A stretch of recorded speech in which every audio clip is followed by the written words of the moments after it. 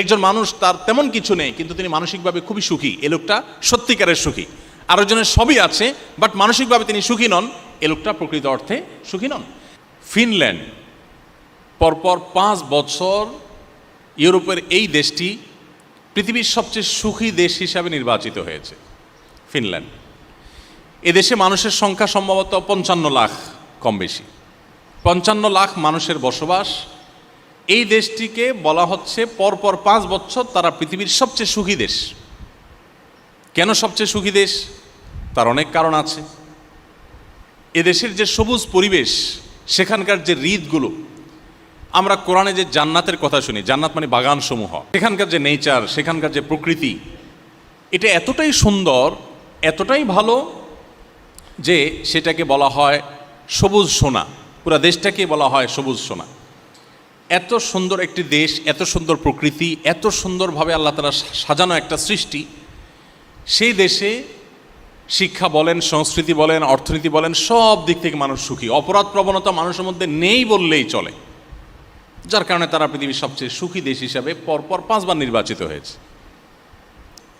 Interesting বিষয় হলো, এই দেশটিতে আত্মহত্যার প্রবণতার যে সিরিয়াল আছে পৃথিবীতে, সেই সিরিয়ালে এই দেশটি 21তম। পৃথিবীর সবচেয়ে সুখী দেশ, কিন্তু আত্মহত্যার প্রবণতায় তারা 21 নম্বরে আছে। আসুন আরেকটা দেশ সম্পর্কে আমরা জানি, সুইজারল্যান্ড। সুইজারল্যান্ডের নাম শুনলে আমাদের স্মৃতিতে ভেসে ওঠে ঘড়ির কথা।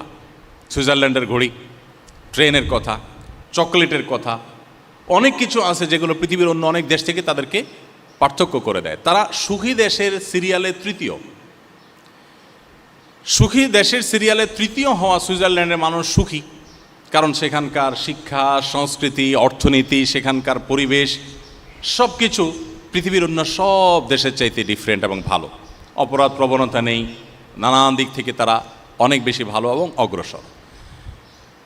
অবাক করা বিষয় হলো, এই দেশটাতে সম্প্রতি সরকারিভাবে আত্মহত্যা করার বৈধতা দেওয়া হয়েছে, অনুমোদন দেওয়া হয়েছে। অর্থাৎ আত্মহত্যা এত বেশি মানুষ করতে চায় যে এটা আর ঠেকাবার সুযোগ নেই, গভর্নমেন্ট বাধ্য হয়ে অনুমতি দিয়েছে যে যে কেউ চায় আত্মহত্যা করতে পারে। শুধু তাই নয়, আত্মহত্যা করবার সুবিধার জন্য নানা রকমের ব্যবস্থা আছে। যেমন সার্কো নামে একটা খাট, এটা আবিষ্কার করেছে তারা, যে এই খাট বা কফিন, এই কফিনে কেউ যদি একবার শুয়ে যায়, এটা তার জীবনের শেষ শোয়া হয়।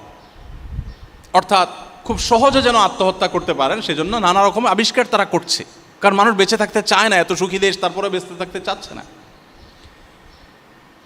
এরপর আসুন, একটা সংস্থা তারা নিয়ম করেছে, তাদের সংস্থায় যারা আত্মহত্যা করতে চায় তারা সদস্য হতে পারে। সদস্য ফি $200। $200 দিয়ে সদস্য হওয়ার পর তিনি আত্মহত্যা করবেন। এই সংস্থা তাকে আত্মহত্যা করতে সাহায্য করবে। তার আত্মহত্যা যদি সাকসেস হয়, সফলভাবে তিনি যদি আত্মহত্যা করতে পারেন, তাহলে আগেভাগে তার সম্পদ থেকে লিখিত দিয়ে যাবেন, $7,000 তাকে পেমেন্ট করতে হবে। কিসের জন্য? মরার জন্য। পৃথিবীর সবচাইতে তৃতীয় সুখী দেশের কথা বলছি। এরপর আসুন, একটি বই আরবিতে, এটা অনুবাদ আমি বাংলায় করেছিলাম সৌদিতে যখন ছিলাম তখন। বইটার নাম হলো রব্বি আল্লাহ, আমার রব আল্লাহ। কেন ইমানদার সুখী হয়, কেন নামাজ মানুষকে সুখের দিকে নেয়, কেন ডিপ্রেশন থেকে বাঁচার একমাত্র ওয়ে হলো নামাজ ও ইমান, রিয়েল ওয়ে, প্রকৃত উপায় যে কেন, এটা বোঝাবার জন্য বলছি যে রব্বি আল্লাহ কিতাব, এই বইটির মধ্যে একটা গ্রাফ আছে। সে গ্রাফটা হলো পৃথিবীতে আত্মহত্যার রেশিও কোন ধর্মের মানুষের মধ্যে, কোন সমাজে কতটা বেশি বা কম, এই বিষয়টাকে তুলে ধরা হয়েছে গ্রাফে। সে গ্রাফে উল্লেখ করা হয়েছে যে পৃথিবীতে সবচাইতে আত্মহত্যার প্রবণতা সবচেয়ে বেশি হলো ধর্মে অবিশ্বাসী নাস্তিকদের মধ্যে, সব দেশেই এটা। এবং এই জরিপটা যার তার জরিপ না, এটা বিশ্ব স্বাস্থ্য সংস্থার জরিপ, এবং 1 বছরের জরিপ না, ওখানে পরপর কয়েক বছরের জরিপ তুলে ধরা হয়েছে যে পরপর অনেক বছর ধরে একই রেশিও দেখা যাচ্ছে, সবচেয়ে বেশি আত্মহত্যার প্রবণতা হলো নাস্তিকদের মধ্যে। এরপর মজার বিষয় হলো, সবচেয়ে কম আত্মহত্যার প্রবণতা হলো মুসলমানদের মধ্যে।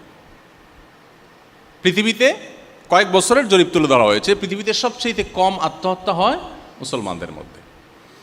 এখন প্রশ্ন ওঠে যে পার্থক্যের জায়গাটা কোথায় আসলে? পাশাপাশি আরেকটা তথ্য দিয়ে রাখি, আমার পৃথিবীতে যে সমস্ত দেশে যাওয়ার সুযোগ হয়েছে এর মধ্যে জাপান সম্পর্কে আপনারা জানেন, জাপানে আমার যাওয়ার সুযোগ হয়েছে, কোরিয়াতে আমার যাওয়ার সুযোগ হয়েছে। আপনারা জানেন যে জাপানিজরা সবচেয়ে ভদ্র, জেন্টেল পৃথিবীর। একসময় তাদের ইতিহাস অনেক বাজে ছিল, কিন্তু তাদের হিরোশিমা যে ট্র্যাজেডি, তারপর থেকে তারা পরিবর্তন হয়ে গেছে। জাতি হিসাবে পৃথিবীর সবচেয়ে সভ্য, সবচেয়ে ভদ্র, সবচেয়ে জেন্টেল জাতি তারা। এবং জাপান থেকে ঘুরে আসার পর বেশ কিছুদিন যাবৎ আমি একাধিকবার গিয়েছি, যেবারই গিয়েছি সফর শেষ করে দেশে আসার পর আমার নিজেরই আচার আচরণের মধ্যে এক ধরনের পরিবর্তন আমি লক্ষ্য করতাম। অফিসে যখন স্টাফদের সাথে কথা বলতাম, আস্তে আস্তে কথা বলতাম। বাসায় যখন কথা বলতাম পরিবারের সদস্যদের সাথে, ধীরে ধীরে কথা বলতাম। কারণ ওখানে ওই যে মানুষ ফিস করে কথা বলে, কেউ কারো দ্বারা যেন ডিস্টার্ব না ফিল না করে, কেউ কারো দ্বারা কষ্ট না পায়, এতটা জেন্টেল তারা। বেশ কিছুদিন তাদের মধ্যে থাকলে, দোকানপাট, রাস্তাঘাটে গেলে নিজের মধ্যে একটা পরিবর্তন চলে আসে, এই লেভেলের জেন্টেল। এবং তথ্য প্রযুক্তিতে তারা কতটা এগিয়ে সেটা তো আর বলার অপেক্ষা রাখে না। আপনারা ইঞ্জিনিয়ারিং কলেজ স্টুডেন্ট, আপনাদের আরও ভালো জানা থাকার কথা। এই জাপানিজদের মধ্যে আত্মহত্যার প্রবণতা সবচাইতে বেশি। কোরিয়ানদের মধ্যে আত্মহত্যার প্রবণতা সবচাইতে বেশি।